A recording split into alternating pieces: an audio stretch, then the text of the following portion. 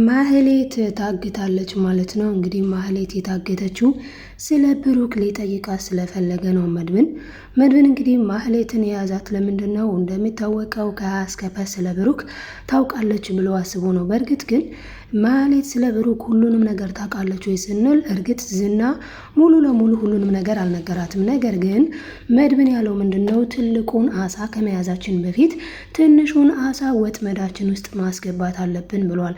ስለዚህ ማህሌት ምን ልታደርግላቸው ነው የያዟት ካልን ስለ መድብን ትናገራለች። ማህሌት ምን በማለት እንግዲህ ማህሌት ከተያዘች አይቀር ልታደርገው የምትችለው ነገር ምንድነው? ራሷን ነፃ ለማውጣት የማታደርገው የማትፈነቅለው ድንጋይ አይኖርም ማለት ነው። ስለዚህ ደግሞ የእሷ መያዝ እዛ ድረስ እንዲመጣ ያደርገዋል ማለት ነው። እዛ ድረስ መጣ ማለትም ትነግረዋለች። በሆነ ምክንያት አድርገው በሆነ ኬዝ አድርገው ነው ዝናን እንድትጠራው የሚያደርጓት። ዝና ጋር እንገናኝ በይውና ተገናኙ ይላታል ማለት ነው መድብን። ያን ካላት በኋላ እንግዲህ መድብን ከጠራው በኋላ ይይዘዋል ማለት ነው። ማንን? ዝናን ማለት ነው። ምክንያቱም ከሀ እስከ ፐ ስለ ወንድሙ ለማወቅ። ስለዚህ ዝና ተያዘ ማለት ደግሞ ብሩክ ተገኘ ማለት ነው። ስለዚህ ብሩክ ያለበት ቦታ የሚታወቀው ዝና ሲያዝ ስለሆነ ማህሌት ብቻ ሳትሆን ዝናም ታግቷል ማለት ነው። ሰላም ሰላም ውዶች፣ እንዴት ናችሁ? ሰላማችሁ ይብዛ። ይህንን ቪዲዮ ስትጀምሩ በላይክ ጀምሩ ማለት ነው። እና እንግዲህ አሁን ላይ መድብን ትልቅ ነገር እየሰራ ነው ያለው። የወንድሜን አድራሻ ሳላውቅ እኔ በፍጹም አልተኛም ብሏል። እኔ በጭራሽ አልተኛም። ምክንያቱ ደግሞ ምንድነው? ዝናን ከያዝኩት ብላቸዋለች። ማህሌትም እኔ የማውቀው ነገር የለኝም ባይሆን እሱን ጠይቁት በማለት እንግዲህ እሱ እንዲመጣ ካደረገች በኋላ ዝና ተይዞ እየተክለፈለፈ ይገኛል ማለት ነው። ዝና እንግዲህ ምንም ነገር እንደማያውቅ ስለ ብሩክ ምንም እንደማያውቅ ነው ለማህሌት ደጋግሞ የሚነግራት። ማህሌትም ከመጠየቅ ወደኋላ አላለችም። አሁን ላይ ግን የሰጣትን ሜንሽን ተቀብላ ወደ ቤት አምርታ ነበረ። ማህሌት ወደዚያ ቤት የሄደችው ምን ለማድረግ ነው? ምሳሌን ግደይ ነው ያላት። ያችን አይጥ ልጁን እኮ ብትመርዣት አንቺ ተጠቃሚ ነው የምትሆኙ ብሏታል። እንዴት ነው ተጠቃሚ የሚሆነው ስትለው፣ አይ በቃ አሁን ላይ ብሩክ ያለበት ቦታ አይታወቅም፣ ያለበት ሁኔታ አይታወቅም። ስለዚህ ምሳሌን ደግሞ አንቺ ከገደልሻት ማንም ሰው ሳይሻማሽ ቤቱ እኮ አልተሸጠም፣ ምን ሆነሽ ነው? አትነፋዘዥ እንጂ ነቃ በይ ብሏታል።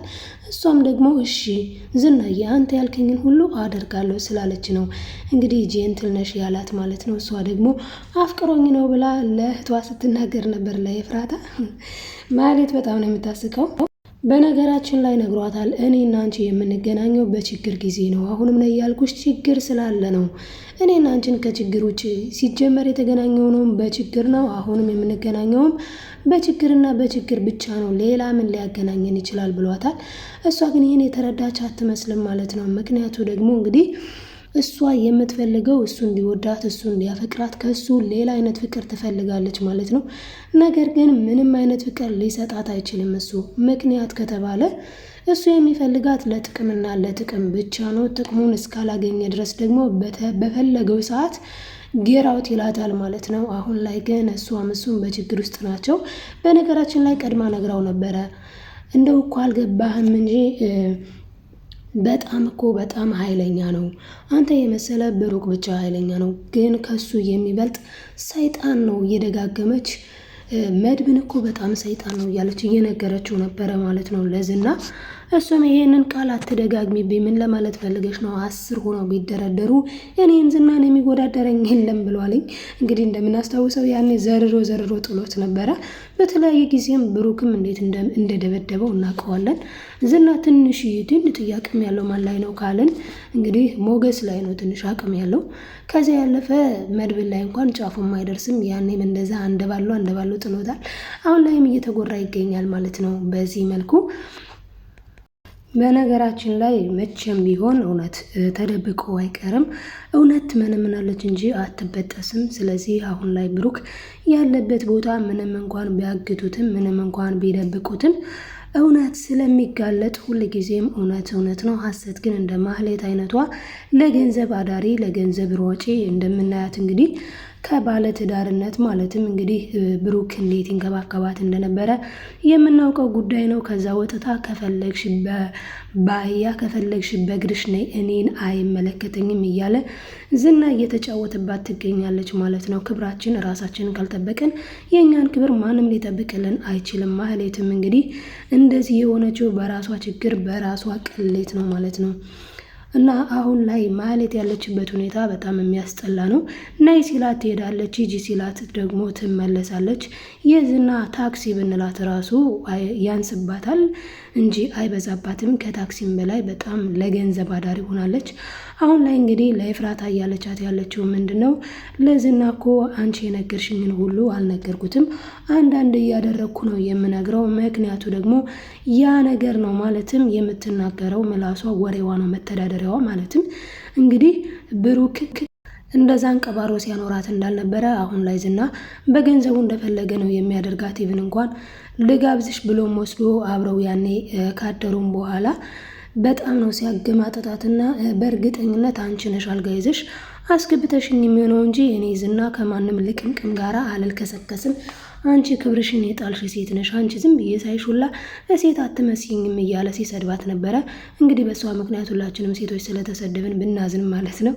ግን ስራ ያውጣት ነው። አሁን ላይ ታግታለች። ማህሌት በጭንቅ ላይ ናት።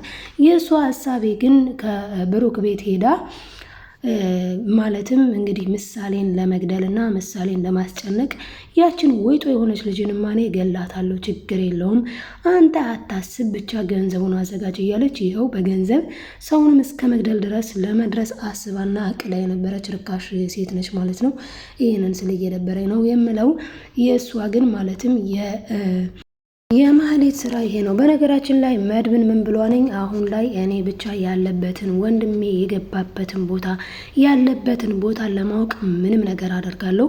እነዚህን ሁለቱንም ደግሞ አግቼ አሳራቸውን ሰበላቸው ወንድሜ ያለበትን ቦታ ሳይወዱ በግዳቸው ይነግሩኛል ብለዋል ለሞገስ።